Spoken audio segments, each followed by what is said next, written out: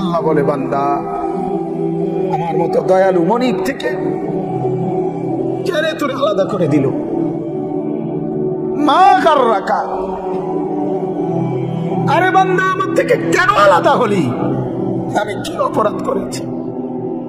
সারাদিন আসমানে আলো দিয়ে আমি অন্যায় করছি?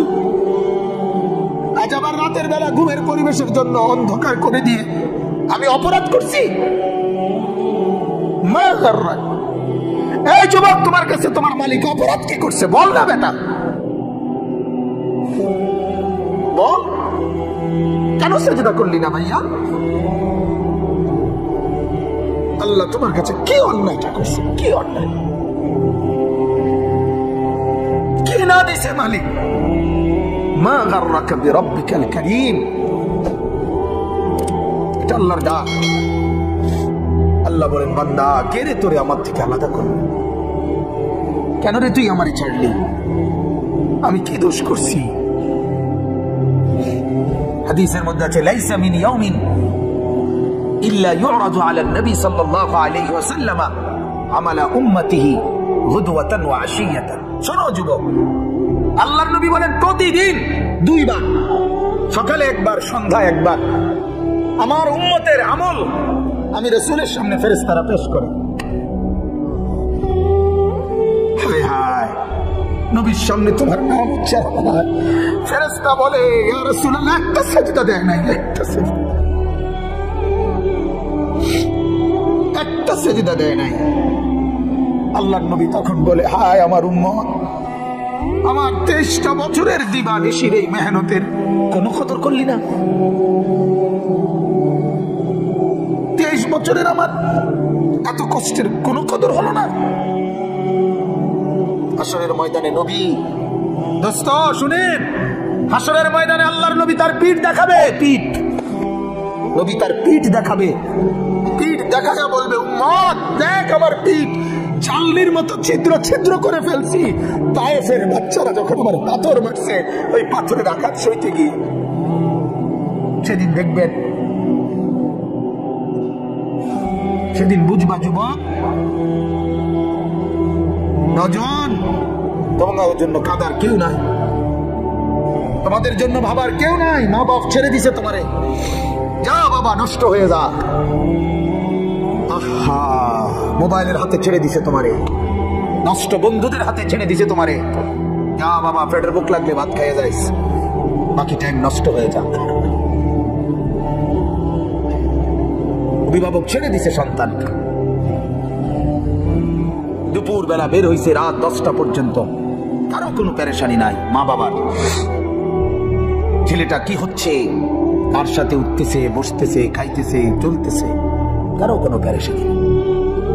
এভাবে জিন্দেগি চলে না বাজার, এভাবে জিন্দেগি চলে না। এই জন্য আল্লাহ তাআলা প্রতিদিন ডাকে, আমার বান্দা আমি কি অপরাধ করেছি? রাসূল প্রতিদিন বলে, আমার উম্মত আমি কি অন্যায় করেছি? আমার তায়েফের রক্তের কোনো দাম নাই, আমার উহুদের দান্দার শহীদ করার কোনো মূল্য নাই। 14 দিন আমি পেটে পাথর বেঁধেছি, আমার সেই পাথরের বাধা পেটের কোনো মূল্য নাই। আমি 3 মাস ঘরে চুলায় আগুন জ্বলে নাই, আমার সেই জীবনের কোনো মূল্য নাই। মুসলমানের ছেলেরা, মুসলমানের বাবারা, তোমরা তোমাদের আল্লাহকে চিনো, তোমরা তোমাদের রাসূলকে চিনো। মোবাইল দিয়া হইলো রবিকে চিনো, রাসূলের জীবনী শোনো, তাইলেও ফায়দা হবে। এই জীবন এভাবে নষ্ট করো না ভাইয়া। আল্লাহ আমাদেরকে বুঝ দান করেন, আল্লাহ আমাদেরকে কবুল করেন, আল্লাহ আমাদেরকে ফিকির দান করেন। অনেক যুবক বসছো মাশাআল্লাহ, আল্লাহ যত ছেলে বসছো, আল্লাহ তোমাদের ঈমান আমলের দৌলত দান করেন। এই কলিজাটা যদি একবার আল্লাহ পছন্দ করে তোমার, তো ওই দিলে আল্লাহ তাআলা ঈমান আমল দিয়েই দেবে। এজন্য তুমি আল্লাহর কাছে বলিও, আল্লাহ আপনি আমাকে আপনার জন্য গ্রহণ করুন, আপনার দ্বীনের জন্য গ্রহণ করেন।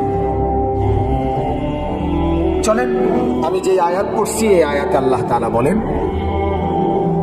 সূরা আনফালের আয়াত, ইয়া আইয়ুহাল্লাযীনা আমানু, ওই যে পিছনে তাকায়ও না ভাইয়া, পিছনে তাকায়ও না, এই আসো, ইয়া আইয়ুহাল্লাযীনা আমানু, হে ঈমানদারগণ। এটা আল্লাহর ডাক। কার ডাক? ইয়া আইয়ুহাল্লাযীনা আমানু, এটা আমার মালিকের ডাক। মালিকের এই ডাকে পৃথিবীর সবচেয়ে বেশি মায়া। সন্তান যখন মা যখন সন্তানকে ডাকে, ওই ডাকে যেতটুকু মায়া, বাবা সন্তানকে ডাকলে যতটুকু মায়া, আল্লাহর কসম এই ডাকের মধ্যে ওটা পৃথিবীর সবচেয়ে বেশি মায়া এর মধ্যে। ইয়া আইয়ুহাল্লাযীনা আমানু, হে ঈমানওয়ালা, আল্লাহ বলেন বান্দা তুমি কালেমা পড়েছো, তুমি নিজেকে মুসলমান পরিচয় দিয়েছো, আমি আল্লাহ খুশি হলাম, তোমার ঈমান গ্রহণ করে নিলাম, আমি আল্লাহ এই কারণেই তোমাকে ঈমানদার বলে ডাক দিলাম। এটা প্রমাণ করে যে আল্লাহ আমার ঈমান গ্রহণ করছে। বলেন আলহামদুলিল্লাহ। ইয়া আইয়ুহাল্লাযীনা আমানু, এই শব্দটি কোরআনুল কারীমের মধ্যে মোট 89 বার আছে। 89, 8, 9, 89 বার আল্লাহ তাআলা 89 বার আমাদের ঈমানদারদেরকে ডাক দিয়ে দিয়ে বলছেন। কি বলছেন? দারুণ কথা। আল্লাহ বলেন বান্দা তোমার ঈমান আমি গ্রহণ করলাম, এজন্য তোমাকে ঈমানদার বলে ডাক দিলাম। এবার তোমারে এরকম ঈমানদার বলে ডাক দিয়ে কিছু আমলের কথা বললাম, এই কাজগুলো তুমি ঠিক মতো করবা, আমার জান্নাত আমি আল্লাহ তোমারে বুঝাই দেব। ঈমানওয়ালার জন্যই জান্নাত। জান্নাত আল্লাহ বানাইছেন কার জন্য? আমাদের জন্য। এই যে আপনারা যারা বসছেন এখানে, ছোট বড় একের বিশ্বাস আল্লাহ তাআলা জান্নাত বানাইছে আমাদের জন্য। কাদের জন্য ভাইয়া বলো না? এই তোমার জন্য, তোমার জন্য, তোমার জন্য, তোমার জন্য, তোমার জন্য। যারে ধমক দিলাম দোস্ত তোমার জন্য, রাগ হইও না, আল্লাহ তোমারে কবুল করে, আল্লাহ তোমারে নামাজি বানায় দেয়। কারোর প্রতি তো এমনি তো কোনো বিদ্বেষ নাই, ঠিক না ভাইয়া? কারোর সাথে কি কোনো আলাদা দুশ্মনী আছে কি?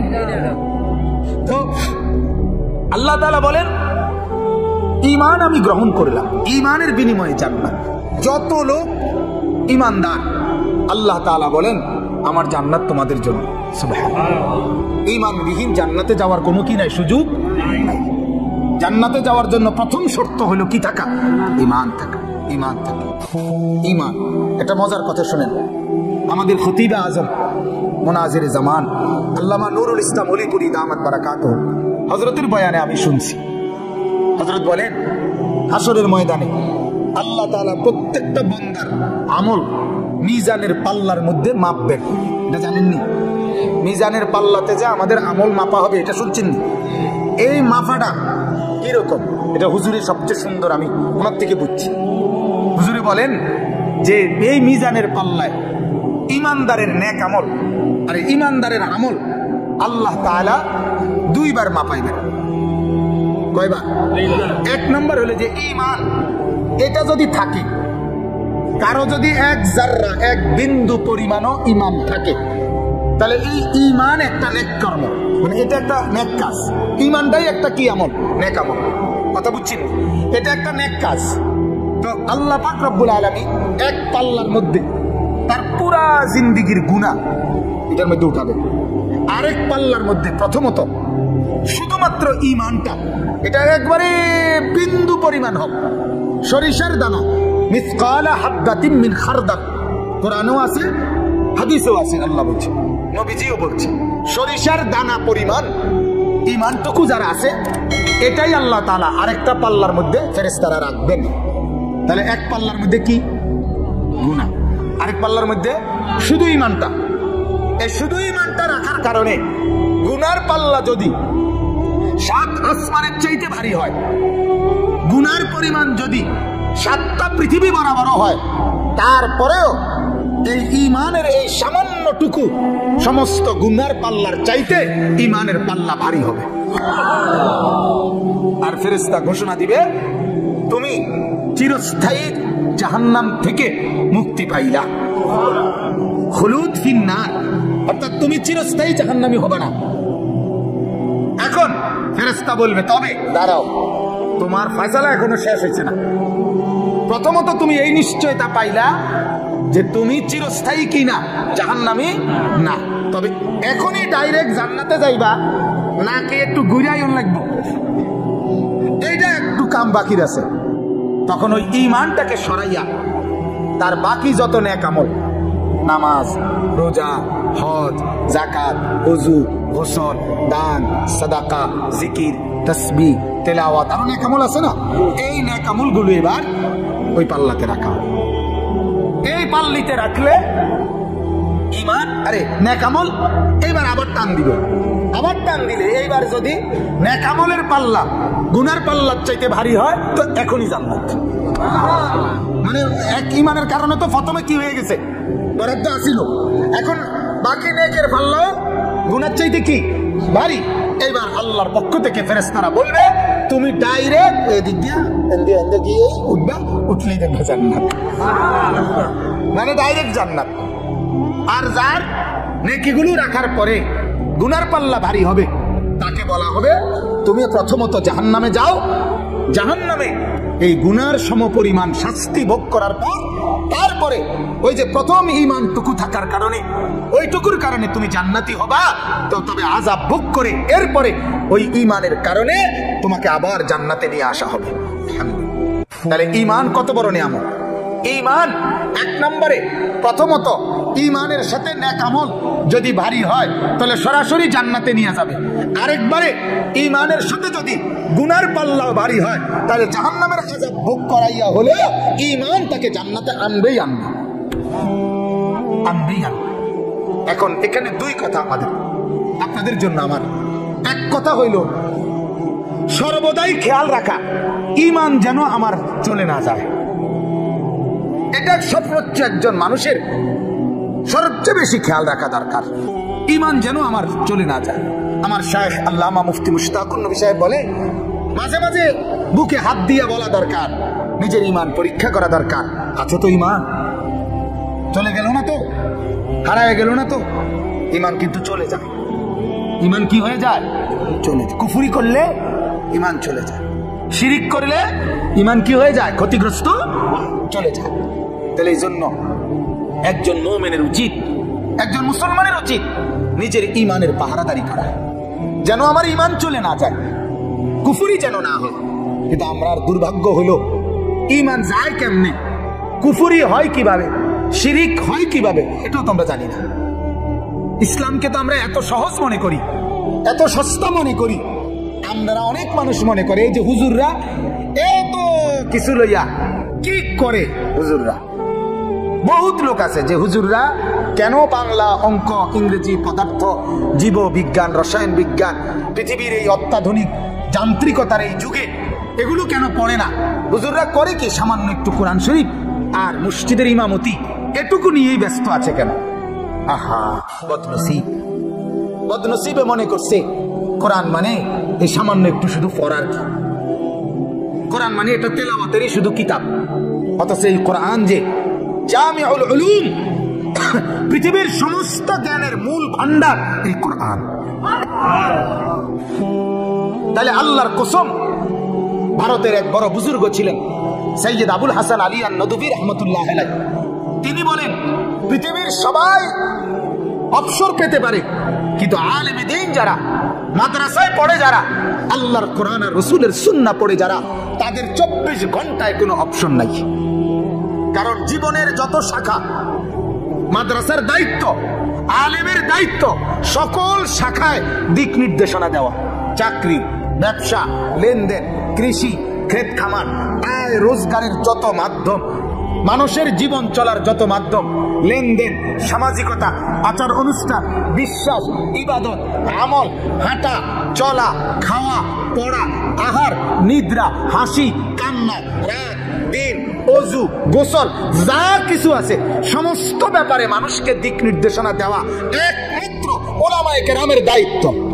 আর কারণে ডাক্তারের দায়িত্ব সব বিষয়ে কথা বলা না, ইঞ্জিনিয়ারের দায়িত্ব সব বিষয়ে কথা বলা না, কিন্তু আলেমের দায়িত্ব ডাক্তারকেও প্রেসক্রিপশন দেওয়া, ইঞ্জিনিয়ারকেও প্রেসক্রিপশন দেওয়া, কৃষিজীবী, ক্ষেত খামার, দিন মজুর, শিক্ষিত, মূর্খ, প্রত্যেককে ইসলামের মাসআলা বলা, শরীয়তের বিধান বলা আলেমের দায়িত্ব।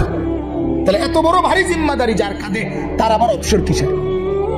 আমি আজকে আমার সাথে এক মাওলানা আছে, ওই মাওলানা কই, এই মাওলানা আমি কালকে রাতেও বলছি, মাওলানা দিনের কাজ করতে চান না, দিনের কাজ করতে হলে রাত 2টা আর দিনের 2টা বরাবর মনে করতে হবে।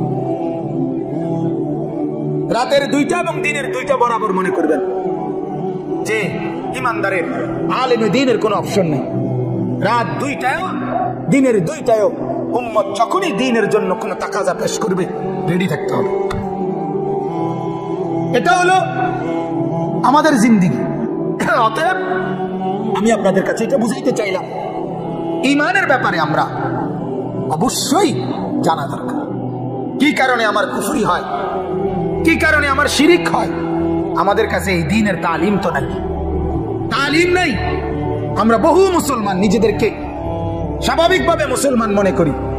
অনেক লোক আছে নিজেদেরকে নামাজিও মনে করে, নামাজ পড়েও মাশাআল্লাহ, কিন্তু নামাজের মাসআলা, হুজুর মাসআলা, হালাল হারামের মাসআলা, জায়েজ না জায়েজের মাসআলা, পাক না ফাকের মাসআলা, পবিত্রতা অপবিত্রতার মাসআলা, এগুলোর ব্যাপারে ফিকির নেই, কোনো ফিকির নেই। তাহলে আপনি ভাবেন, যদি এই ব্যাপারে ফিকিরে না থাকে, যদি কোনো আচরণে কোনো কথাবার্তায় আপনার কুফরি হয়, তখন আপনি তো জানেন না আপনার ঈমান যে চলে গেছে, আপনার তো খবর নেই। বলেন নাউজুবিল্লাহ। এজন্য আমার ভাই, আল্লাহ পাক রব্বুল আলামিন আমাদেরকে বললেন, আমার বান্দা, তোমার সবচেয়ে বড় নিয়ামত তোমার ঈমান। আর এটা যেহেতু তুমি পেয়েছ, আমি আল্লাহ খুশি হয়েছি। এজন্য তোমারে আমি তোমার পক্ষে, আমার পক্ষে ঈমানওয়ালা বলে ডাক দিছি। তুমি আমার দলভুক্ত, অতএব তুমি লক্ষ্য রাখবা আমার দল থেকে যেন তুমি ছুটে না যাও। আল্লাহ আমাদেরকে হেফাজত করে। আমার ভাই, ঈমানের তালিম নেওয়া দরকার। এই যে দাওয়াত ও তাবলীগের সাথীরা সারা পৃথিবী জুড়ে ঈমান ও আমলের তালিম দেয়। সকাল, দুপুর, বিকেল, রাত, সারাক্ষণ একই কথা বলে, ভাই ঈমানের মেহনত নিয়ে কথা বলা হবে, ঈমান আমলের মেহনত নিয়ে কথা বলা হবে। মানে কি? মানে বোঝা গেল ওরা 30 বছর 40 বছর পরেও এটা বোঝে ঈমানের মেহনত আজও দরকার। হাদিসের মধ্যে আছে, বুখারীর রিওয়ায়াত, সাহাবীরা একজন আরেকজনকে ডাকতেন, জিজ্ঞেস করে ডাকতেন আর বলতেন, ইজলিস বিনা, ইজলিস বিনা। এক সাহাবী আরেক সাহাবীকে ডাকতেন আর বলতেন, ভাইয়া একটু পাশে বসেন, নুমিনু সাআতান, কিছুক্ষণ ঈমানের কথা বলি। এই ঈমান এমন এক জিনিস, সাহাবীরা রাসূল থেকে ঈমান শিখছে। সাহাবীরা কালেমা পড়ছে কার হাতে? নবীজির হাতে। তবুও বলতেন একজন আরেকজনকে, ভাই বসেন, ঈমান বাড়াই, ঈমানের কথা বলি, ঈমানের আলোচনা করি, ঈমানের মুযাকারা করি। তাইলে আমার বলার উদ্দেশ্য হলো, আমরা যারা সর্বশ্রেণীর মুসলমান নিজেদেরকে দিনদার মনে করি, আমরা কিন্তু এটা লক্ষ্য রাখা দরকার আমার ঈমান যেন ছুটে না যায়। শুধু লা ইলাহা ইল্লাল্লাহ মুখে বলতে পারেন, এটাই যথেষ্ট না। আচরণে, কর্মে, বিশ্বাসে, লেনদেনে যেন কোনো কুফরি না। বহু নাফরমান পাত্তর দিয়ে বাইরে এলো, তার জবান দিয়ে মালিকের নাম বাইরে না। খানা খাই ঠিকই, বহু বদনসিব মসজিদের সামনে দিয়ে হাইটা জায়গা, সেটা তার কপালে জোটে না। বহু চা দোকানদার, তার চোখের সামনে মসজিদ, ঠিক মসজিদ বরাবর তার দোকান। এই ডাকাইতের দোকানে বইয়া মানুষ চা খাইয়া নামাজ পড়ে, ডাকাইতে নিজে সেজদা দেয় না। আচ্ছা না এমন? হ্যাঁ, এটা নসিব। আল্লাহ যাকে পছন্দ করে, ইচ্ছে করে, মালিক যাকে দয়া করে, তাকে আল্লাহর কথা শুনবার, বলবার, বুঝবার, মানবার তৌফিক দেন। বিশ্বাস করেন, এটা অনেক বড় নিয়ামত। এটা কোরআনের আয়াত, ফামান ইউরিদিল্লাহু আন ইয়াহদিয়াহু ইয়াশরাহ সাদরাহু লিল ইসলাম। আল্লাহ বলেন, আমি যাকে সিদ্ধান্ত নেই হেদায়েত দেব, আমি আল্লাহ তার দিল ইসলামের জন্য খুলে দেই। এটা আল্লাহর ফয়সালা হয়। আল্লাহ সিদ্ধান্ত নেয়, তারে আমি দিনদার বানাবো, তারে দিনদার বানাবো। ওমর রাদিয়াল্লাহু তাআলা আনহু, উনি ফয়সালা নিছে, উনি নবীজির গর্দান নিবে, চোখ লাল, বুকের মধ্যে রাগ, হাতে তলোয়ার। ওনার সিদ্ধান্ত নবীজিকে হত্যা করবে। আল্লাহ বলে, আমার সিদ্ধান্ত তোরে হেদায়েত দেবো। আউগা, ঠিক কিনা বলেন না কেন? আল্লাহর সিদ্ধান্ত আরেক রকম। তো মালিক বলে, আগাও আগাও, সাই জামা জমা বদলাইও না, এলাও। এই অবস্থাতে রব্বুল আলামিন হেদায়েত দিয়েছে। সুবহানাল্লাহ। ইয়া মুকাল্লিবাল কুলুব সাব্বিত কলবি আলা দীনিক। এই দোয়ার মধ্যে ব্যাখ্যা আছে, নবীজি বলছি প্রতিটা মানুষের কলব দিল আল্লাহর কুদরতি 2 আঙ্গুলের মাঝে থাকে। ইন্না কুলুবাল ইবাদ বাইনা ইসবাঈন মিন আসাবি'ir রহমান। প্রত্যেকটা মানুষের দিল আল্লাহ তাআলার কুদরতি 2 আঙ্গুলের মাঝে থাকে। ইউকাল্লিবুহু কাইফা ইয়াশা। আল্লাহ যেভাবে ইচ্ছে ওই দিল বদলাইতে পারে। আল্লাহ চাইলে উলট পালট করে দেয়, আল্লাহ তাআলা চাইলে দিল বদলায় দেয়। এজন্য ওমরের শক্ত দিল, পাষাণ দিল আল্লাহ বদলায় দিছে, তো নরম দিল হয়ে গেছে, নরম দিল। এজন্য কোরআনুল কারীম আছে ওয়ালামু আন্নাল্লাহা ইয়াহুলু বাইনাল মারই ওয়া কলবিহি। আল্লাহ তাআলা বলেন, ও আমার বান্দা মনে রাখো, তোমার দিলের তামান্না আর আমার ফয়সালা 2 রকম হয়ে যায়। আরেক অর্থ হলো যে তোমার দিলের ইচ্ছা আর আমার দিল বদলানো ভিন্ন হয়ে যায়। তুমি ইচ্ছা করছে একরকম, আমি তোমার ব্যাপারে দিল বদলাই দেই ভিন্ন রকম। এজন্য আমার অনুরোধ, প্রত্যেক দিন বলি, জুমার বয়ান যখনই মসজিদে যাবেন একেবারে শুরু থেকে, এই যুবক ভাইরা তোমরাও, অনেক ছেলে তোমরা মসজিদে যাও ভাই ঠিক আছে, কিন্তু বারান্দায় বসে থাকো, ধাক্কাধাক্কি করো, রসিকতা করো। আরে দোস্ত, জিন্দেগি কতক্ষণ রসিকতা করলে? আমার শুধু এই কথাটা বুঝাও, আসলে রসিকতা কি কোনো টাইম টেবিল নেই? আর বিনোদনের কি কোনো টাইম টেবিল নেই? একটা মানুষকে সারাদিনে ধাক্কাধাক্কি, এই নিজেদের মধ্যে আনন্দ ফুর্তি তামসা করতে মন চাই, এটা কতক্ষণ? কতক্ষণ ভাল লাগে? একজন মানুষের কতক্ষণ ঘুম যেতে মনে করে? একজন মানুষের কতক্ষণ তামসা করতে মন চায়? এটার কি কোনো লিমিট নাই? 1 সপ্তাহ পরে তুমি, 1 সপ্তাহ তো তোমার মসজিদে দেখা যায় নাই, একটা সপ্তাহ পরে শুক্রবারে আধা ঘন্টা টাইমের জন্য আল্লাহর ঘর মসজিদে আসছো, শয়তান তোমার তখনও কামড়ায়,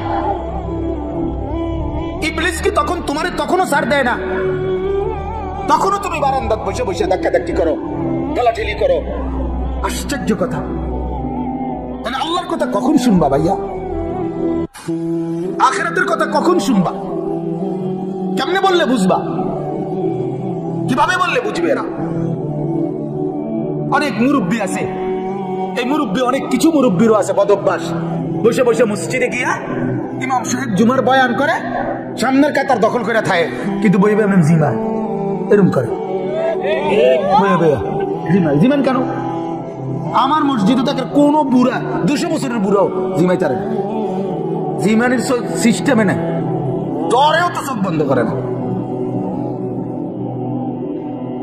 শতবত নাই, শতবত করে কেন? আপনি আসছেন আল্লাহর ঘরে, শুনবেন না কেন? মনোযোগী হবেন না কেন? আমি একদিন এক মুরব্বির জিজ্ঞেসি, আপনি বলেন প্রতিদিন 1টার দিকে, 12:30 1টার সময় আপনার ঘুমাননি? শনিবার, রবিবার, সোমবার, মঙ্গলবার, বুধবার, বৃহস্পতিবার না হচ্ছে, শুক্রবারে ঘুম যাতা দেয় কেন? কি ব্যাপার? ঘটনাটা কি? গাফলত, খামখেয়ালি। আল্লাহ আমাদেরকে মাফ করে দেন। আমার ভাই, আল্লাহ তাআলা এটার জন্য বলেন, ওয়ালাউ আলিমাল্লাহু ফীহিম খায়রান লাসমাআহুম ওয়ালাউ আসমাআহুম লাতাওয়াল্লাউ ওয়া হুম মুরিদুন।